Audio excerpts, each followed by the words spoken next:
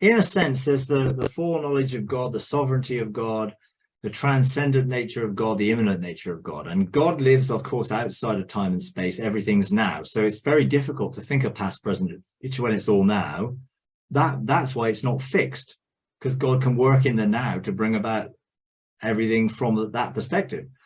Now, as he lives in immanence with us every moment of every day, he's living within that moment. Therefore, he's not knowing what we're going to do before we do it. But in essence, he is at work to bring about good and bring about the fulfillment of our destiny and identity within our relationship.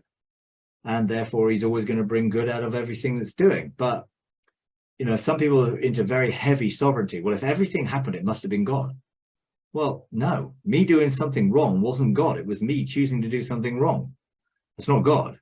So, and it isn't God was sovereign and wanted it, or God knew I was going to do it and just sort of incorporated it in his plan anyway. No, I don't see that. I don't see that's how it worked. But God is at work in our lives. And I think that's the key, you know, and yes, from his perspective, he knows who he has made us to be. And he knows our part within our relationship with him as co-heirs. But the way we do it is not fixed and rigid. It is our choice to do it creatively in relationship with him. Because he doesn't know which way we're going to do it because we haven't decided yet. Otherwise, it's fate. Otherwise, everything is already decided and we've got no choice. It's just going to happen anyway. Well, that's not how it works. So it's not fate. We choose to outwork God's intentions in relationship with him according to our creativity, and therefore there's a million ways of doing the same thing and they're all good. But we tend to be conditioned into, I need the right one. Which one's right? Because I don't want to get it wrong.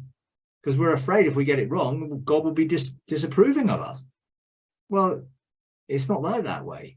No, he's not going to say, you've got to do it this way. He'll say, here's my heart, go and do it. Which is why Jesus, as an expression of the Son of God, came to only do what he saw the Father doing, which meant outworking the Father's heart. And he chose to do things differently every time. You know, he healed differently. He healed in different ways. He used different methodologies. You know, he did things in a different way. Why? Because he was creative and can have choice and was wanting to show us that we also are creative and have choice.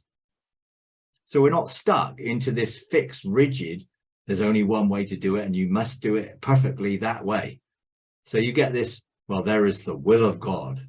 Well, yeah, the will of God is that we are outworking his purpose in us and identity in us through us, not through a fixed, rigid way of having to do something, which is why God loves diversity and creativity in this manifold, multifaceted ways.